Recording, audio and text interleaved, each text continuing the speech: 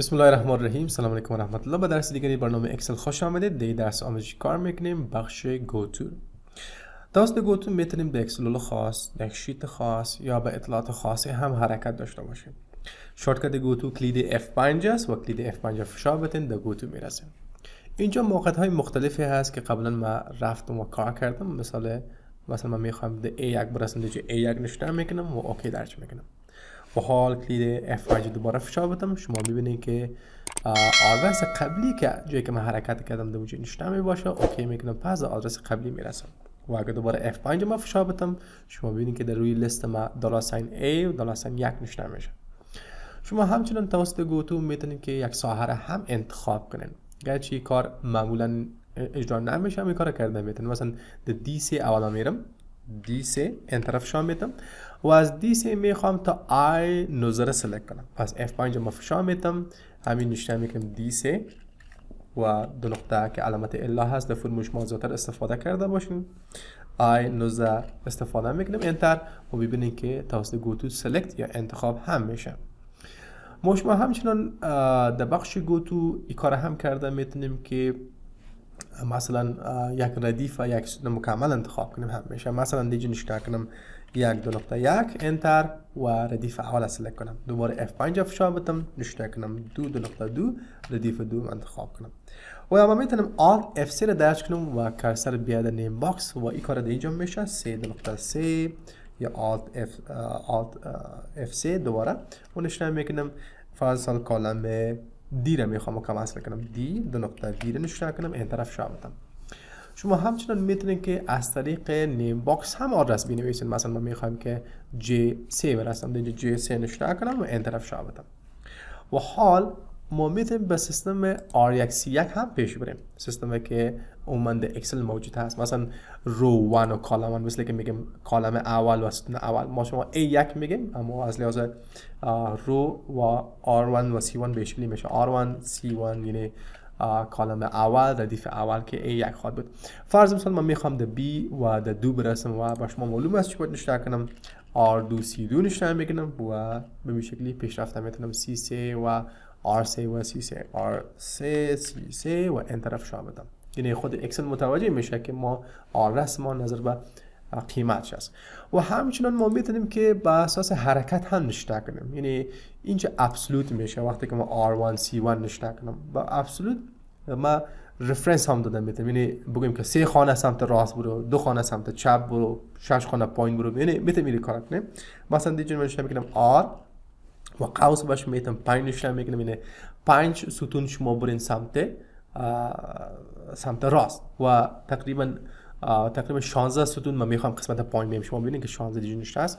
پس میشه بگم C 16 یا من غلط نشته کردم، باشه R 16 نشته کنم و C 5 نشته کنم اینجا و شفت میگیرم و انتر فشار میدم. ببینید که چگونه سلکت کردم. اینجا از این سل 5 ستون آمدیم سمت راست و 16 ستون آمدیم سمت 16 ردیف آمدیم سمت پایین. یعنی این سیستم هم اینجا قابل اجرا هست. و کار جالب هم کردن میتونم، مثلا اگه دیگه نشته کنم R و نشته کنم -1، چون ما شما در 1 هستیم، اگه -1 نشته کنیم این باید بالا بره، در 0 بره و شما در اکسل 0 ندارین، بلکه آخرین ردیفی که در اکسل هست و سلکت میشه. خب اینا اگه کالم بخوایم طبعا میفهمید چی نشته کنیم. C نشته میکنم -1 نشته کنم، شما با مثبت فقط سمت راست حرکت میکنن و با منفی سمت چپ. اما این سمت چیز نداریم، همین که C -1 نشته کنم میره در آخرین کالم داخل میشه. یعنی اگه ما میخواستم فرض کن پس بیایم در A1 B1 مستقیم نشون میگم A1 و انتر، و اگه بخوایم آخرین ستون و آخرین ردیف برسم فقط دیگه نشون میکنم R -1 و C -1، یعنی هر دوش مشخص میکنه به عوضی که R -1 یا C -1 نشته کنه که کالم و ردیف مکمل سلکت شود، به عوضش دو آدرس که رو و کالم. حالا که انتر میکنم آخرین خانه سلکت میشه. و اگر بخوایم باز هم در A1 برسیم یک سیستم دیگه میتونیم R و 1 و C و 1. شما ببینید که مثبت هست، به این دلیل این باید پایین و سمت راست بیاید و چون پایین و سمت راست چیزی نیست میاد A1. یعنی این کار توسط این آپشن کرده میتونید. و همچنین شما میتونید فرض از D3 تا I19 هم سلکت کنید. نشته کنید D3 که نشته است، دو نقطه اضافه کنم I19 و انتر فشار بدم سلکت میشه. خب اینال F5 اگر بیایم شما ببینید که آدرس های مختلفی که ما شما رفتیم دیگه نشته هست، دبل کلیک کنین رفتن میتونیم F5 و دبل کلیک ماوس رفتن میتونیم. ما میخوایم قبل از اینکه ویدیو رو ختم کنیم یک کار دیگه انجام بدیم که این ساحه رو نامگذاری کنم. پس این ساحه رو سلکت میکنم توسط کیبورد کنترل A افشار میتم چون کرنت ریجن گفتم میشه، کرنت ریجن سلکت میشه و از طریق نیم باکس میتم دیتا نوشته کنم انتر و میتم در شیت دو برم هرزوان نوشته کنم empty data empty space دادن نمیتونین در نیم باکس شما اندرسکور استفاده کنین دیتا نوشته کنین.